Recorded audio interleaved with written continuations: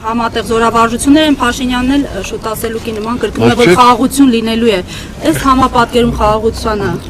պետք է հավատալ։ Չեք կարծում, որ չարաշահում եք այս դատական նիստի առկայությունը եւ այն հարցերը։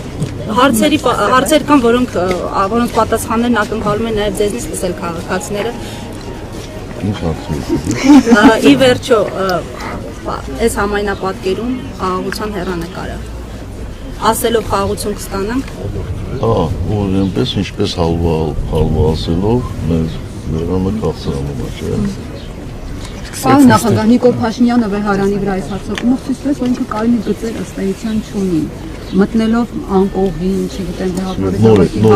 նոր եք համոզվել, ես ձեզ շնորհավորում եմ։ Ես ուզում հարցնել, ինչ գործիքակազմով պիտի այդ կարգի գործիչի դեմ պայքարել, գործուն ինչ գործիքակազմ կա, երբ որ գիտես, որ դիմաց Մենք առաջադրել ենք գործիք։